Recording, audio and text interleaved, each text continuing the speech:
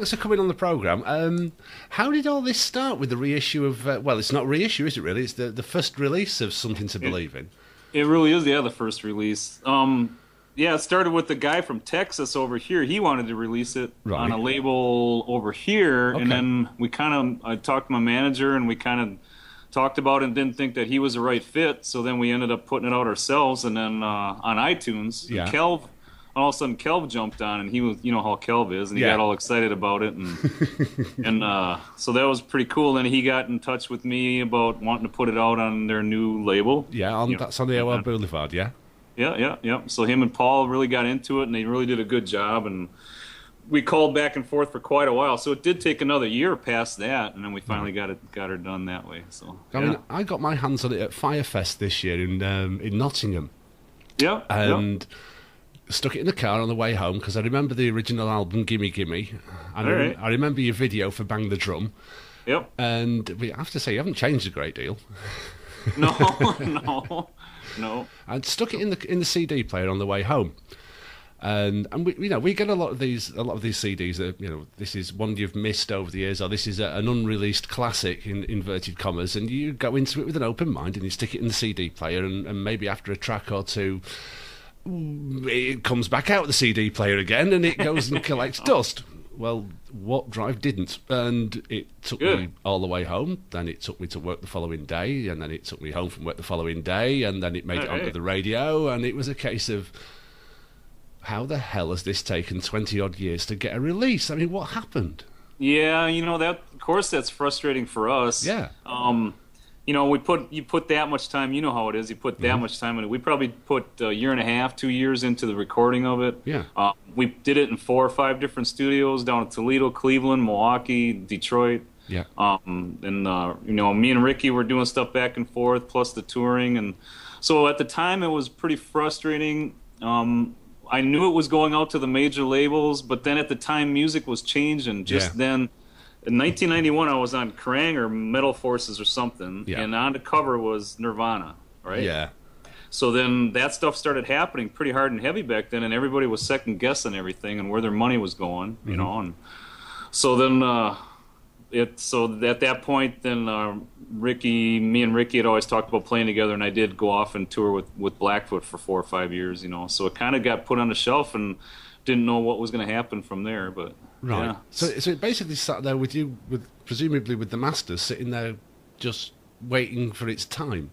Yep, yep, yep. And then, like I say, I think Kelv and Paul are a great fit because they're the kind of people that didn't, they love the kind of music they love, and Yeah. and that's what it kind of takes is actually enjoying what you're doing and being real about it. And it seems like that's what they're doing too. So Yeah, absolutely. I mean, I think that's the whole tenet of ARFM as well. I mean, it's not just classic rock. I mean, what we want to do is bring the new stuff forward as well.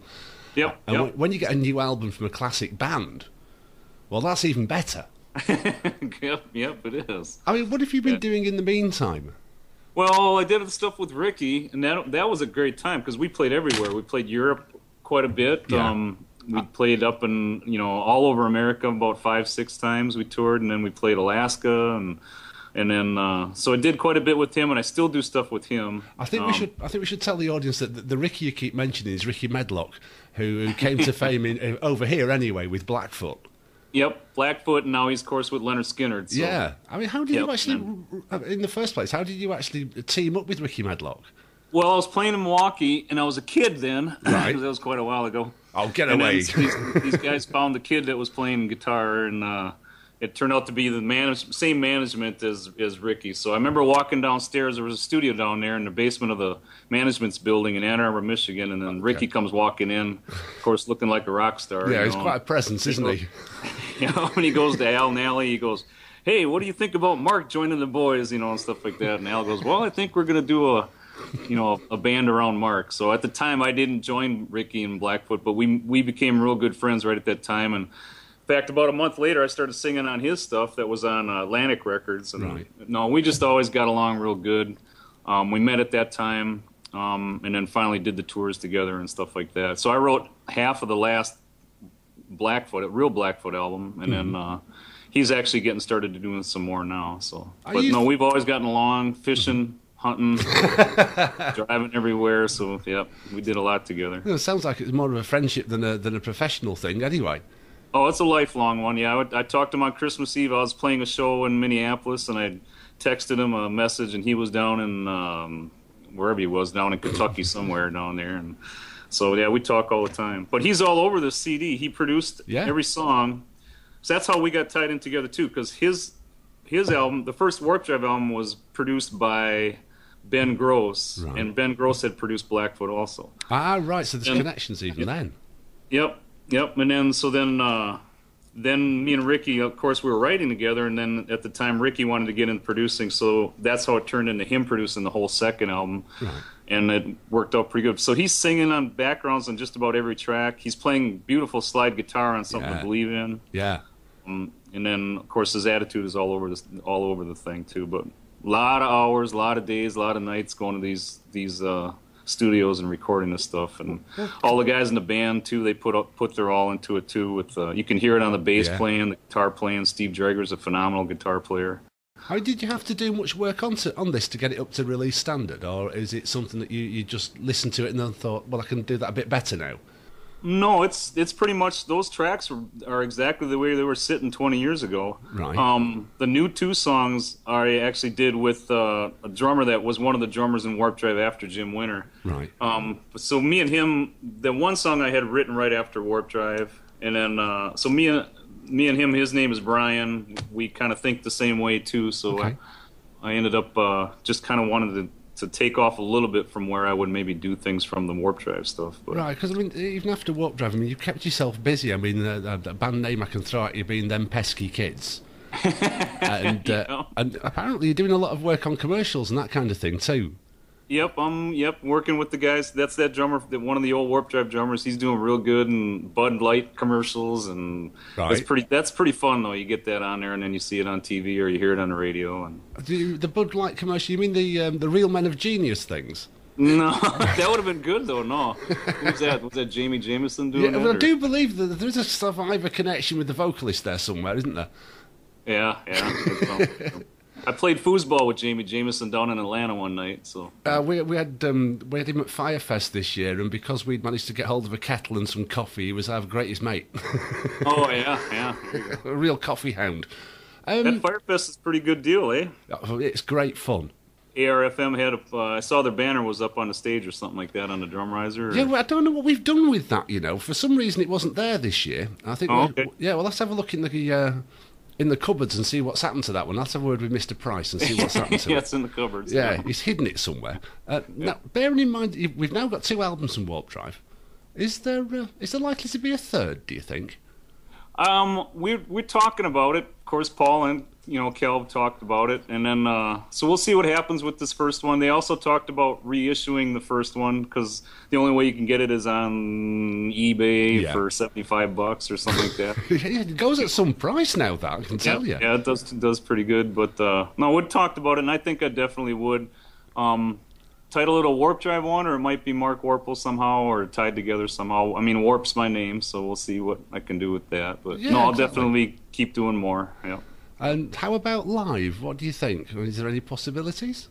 There is possibility. I can see that. I'm going to ask you that question. I'll just point out to my listeners that I've got you on webcam here, and all of a sudden your eyes lit up when I started talking about, are you going to do it live? And it was like, ding! I can't see you, Paul. But can you? I'm sorry. On the there you go. You might be able to see me. You poor man. I feel sorry for you. You look just like your Facebook page picture. Yeah, I'm not entirely sure that's a good idea, to be honest with you. I mean, I think it's one of those photographs that you put on the mantelpiece to keep the kids away from the fire. Yeah, that'll work. No, playing live. The Warpdrive stuff. We put a lot of work into that, and there's a lot of guitar playing going on there. Oh yeah. So you're talking about some rehearsals that would. Well, yeah, you would be. I mean, the beer usually gets in the way of the rehearsal, so it takes longer. I don't know. Too many beers, and you forget where the solo goes in Black Mamba. Yeah, what happened? So it'd be tricky with the old guys. They live down about 6 hours from here. but maybe with some new guys, we could put something together and have a good time. So yeah, I mean, it'd be cool to see the band on stage again. I mean, in whatever form. I mean, if Kiss can do it with 2 members dressed up as other members of the band, I'm sure that Warpdrive can get out there and play a couple of shows. See, we need the makeup thing. I don't know. Nah, I'm sure you get away without that. Yep. Had Warpdrive become something that you'd sort of, well, not kind of forgotten about, but thought that was a chapter of business closed and onto other things?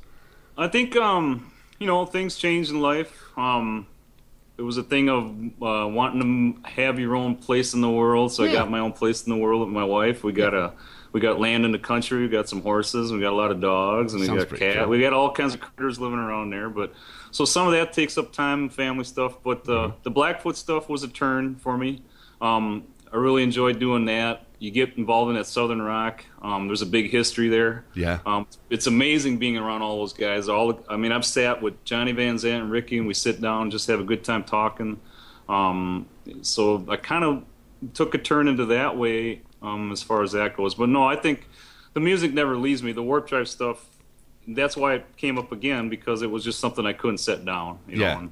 And it was good enough to put out. Something to Believe In, I think, is a great song. It means a lot to me. Rock and Roll Party in the Streets was always a good time. It's part of my history, too, with the Axe guys. Yeah.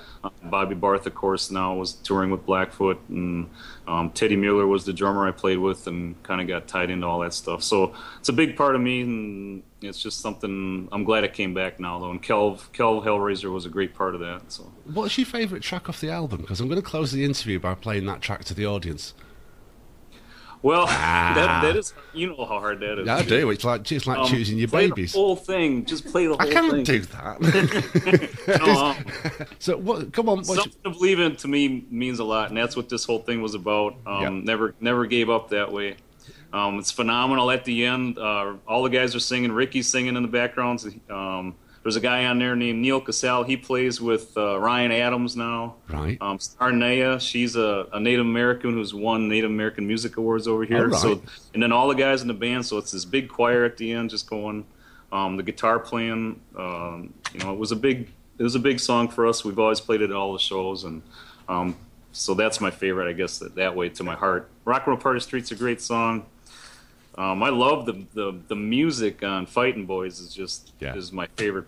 I mean, that one, the way that one sounds good to me. So, but there's a lot of good heartfelt songs. We put a lot into it. Yep, it certainly shows. So we'll end it with Something to Believe In. And Mark, thanks very, very much for joining me. It's been an absolute pleasure. Appreciate it, Paul. It's great to talk to you.